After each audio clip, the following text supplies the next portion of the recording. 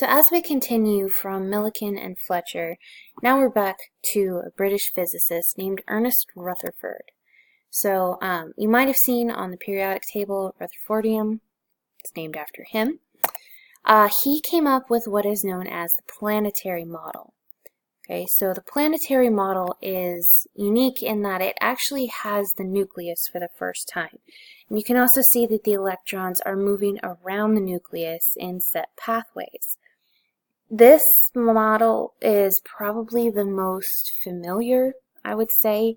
It's a simplistic version of what we now view to be accurate, but it's easier to depict than the most accurate version. So oftentimes if people are making t-shirts or anything like that, this is what ends up as the atom instead of the most accurate version that we have. But Rutherford was the one who discovered the nucleus. Okay, so he discovered that most of the mass of an atom is in this dense core right in the middle of the atom. Okay, and then most of the size of the atom is actually taken up by the electrons kind of orbiting around that nucleus. So again, we do have our positive and negative charges, but we don't have just the solid sphere anymore.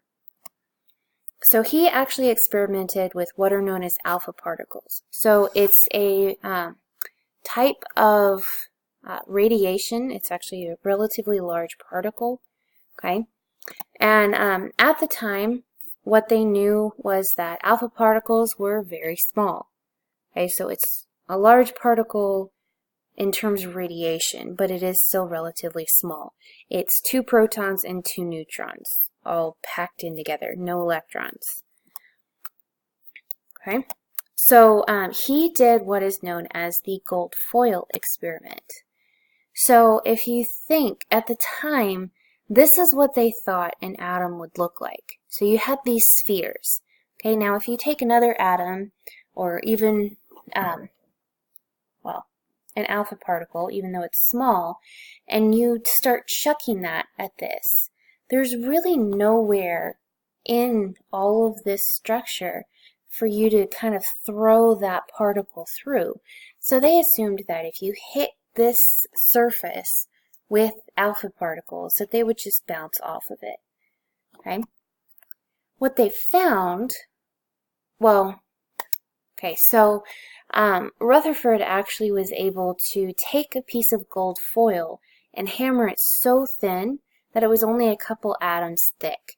So it looked more like this, okay, when you got down to the atomic level, okay, which obviously he wasn't actually able to look at, but it was more like this. So you can see that there are some regions that you can go through, okay, you can shoot an alpha particle through quite a bit of this, but then there's still those solid spheres throughout this. So you're still going to be hitting those and bouncing them back. Okay, so this is how he set up his experiment. So he had that piece of really, really thin gold foil in the middle here.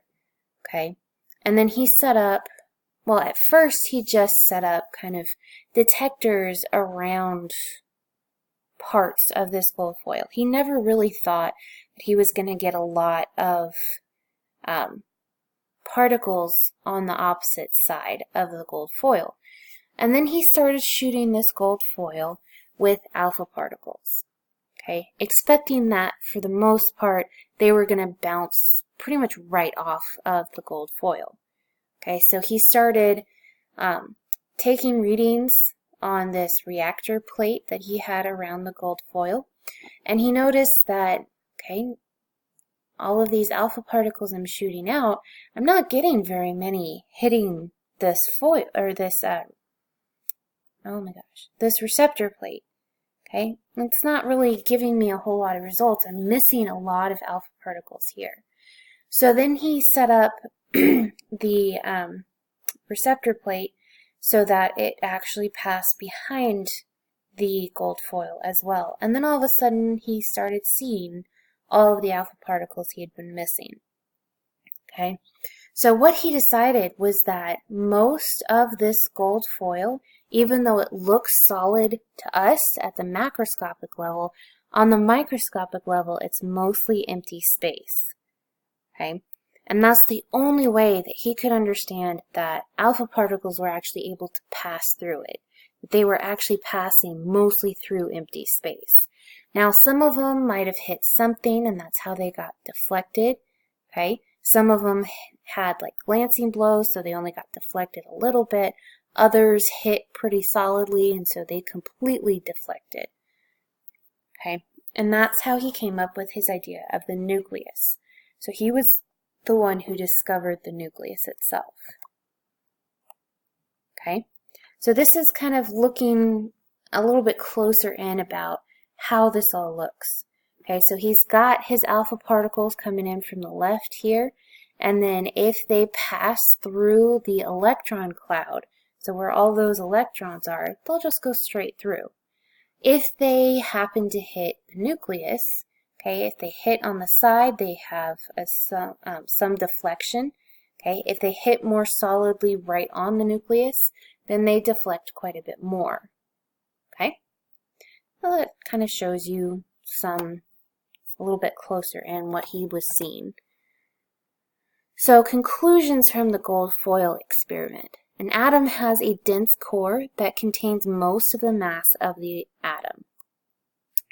This is what he called the nucleus, and it was positively charged because it was also deflecting the positively charged alpha particles. They weren't being absorbed. Okay? Most of the atom is made up of empty space. And the electrons exist in that empty space, or mostly empty space, around the nucleus. And then actually give me 1 second here. So to give you kind of a perspective of the size of the nucleus versus the size of the atom itself. Okay, so if you were to blow up a nucleus to the size of this marble, so if you think about a marble, easy to hold in your hand, easy to completely close up in your hand, okay, so that's the size of the nucleus. Then the atom itself would be the size of a football stadium. Okay, so if you think the nucleus is all the way down there, it's absolutely tiny, versus this. Okay, so all of this extra space, all of the football stadium is the electron cloud. It's where the electrons are able to move around. The nucleus, though, is the massive center. Okay, not massive as in huge, but massive as in it has the most weight to it. Okay, so that's just kind of an idea of what it would be like. Alright, so moving along. Now we finally have a Danish physicist. His name is Niels Bohr. So this is what he looks like. And he came up with the energy level model. So this is the most accurate kind of model depiction that we have. Okay? Or it's kind of the beginnings of it. So he proposed that the electrons moved in fixed energy levels around the nucleus. So you still have your nucleus, you still have that dense positive charge in the center of the atom that is relatively small compared to the rest of the atom itself. But now the electrons aren't just moving kind of willy-nilly around the nucleus however they want. They actually have set pathways, set regions where they can be, and it's all based on that electron's energy. Okay? And the further you get from the nucleus, the more energy is involved in keeping that electron as part of the atom. So, energy levels, or also known as electron shells, are at set different distances from the nucleus, and those distances relate directly to the energy level. Okay, and he said that these distances are the same for all atoms. We know that they're not necessarily. It's not as clear-cut as he thought it was. So, again, the further from the nucleus, the more energy the electrons in that shell have. And then electrons can absorb energy to jump to a higher shell, but when they release energy, they will actually go down to a lower shell. And that release of energy is usually in the form of light or heat. Okay, so this is, if you remember back when we watched or if you watch the extra credit video on the fireworks, this is actually where those colors come from. This is why it's a specific compound that will give you a very specific color, is because you're jumping down these energy levels and releasing a specific amount of energy, which then translates to the color of light. Okay, so the modern theory, it is known as the quantum mechanical model. So fancy dancy name. It is based around what's known as the uncertainty principle. So the uncertainty principle states that it is impossible to know the exact position and the speed or momentum of an electron at the same time. Okay, so there's a joke that goes along with this as well, of course. So an electron was pulled over for speeding. Cop comes up, asks him, "You know how fast you were going?" Electron says, "Nope, but I know exactly where I am." So then the cop tells him how fast he was going, and the electron says, "Oh, great, now I'm lost." I love that one. Yeah, it's great. Anyway, so this was proposed by a man named Schrödinger. If you are a fan of the Big Bang Theory, you've probably heard of Schrödinger's cat. Okay, so Schrödinger was a mathematician who used equations to predict the likelihood of finding an electron in a particular position. So this is Schrödinger.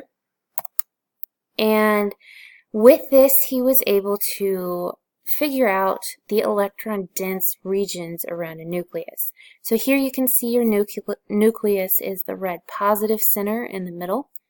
Okay, and then all of the little dots around the nucleus are where he calculated electrons could be. Okay, so he was the first to realize that electrons are not actually in fixed paths. They can move around pretty freely as long as they stay within their energy level. But honestly, anywhere in their energy level, they're fine. They can just hang out. Okay, so they exist in the electron cloud. Now, there are different clouds that go around the same nucleus. They're shaped differently. They kind of overlap a little bit. There's a lot that's going on there. Okay, so in this, we have our different shapes. Okay, so this is showing just two different shapes. You have your spherical, which are the s orbitals here. You've got 1s, 2s, and 3s. And then you also have your dumbbell-shaped ones, the p orbitals.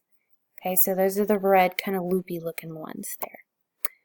So these are actually some of the images that Schrödinger was able to create based on his probabilities of looking at where the electrons were most likely going to be. And through looking at a bunch of these different kind of images, he was able to come up with his quantum mechanical model and the different shapes of the orbitals and how they kind of stack on top of each other. Okay, now we've talked about electrons, how they were discovered, talked about not really protons and how they were discovered, but we've talked about how the nucleus was discovered and how the electron cloud was discovered on all of this. We haven't talked about the neutron yet. So James Chadwick was actually the scientist who discovered the neutron. This is him. So he hit beryllium atoms with alpha particles. Okay? And it released an unknown radiation with a neutral charge. So what you'll find out is that things that don't like to react or that have a neutral charge are generally the last thing to get discovered. They're the simplest ones. But he was really looking for something because he realized if you had just those positive charges of the protons shoved into the nucleus, eventually you would get too many protons there that the whole thing would just collapse.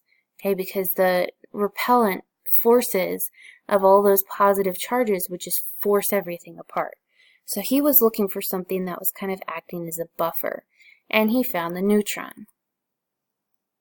Okay, so we are going to pause here and then pick up on the next video.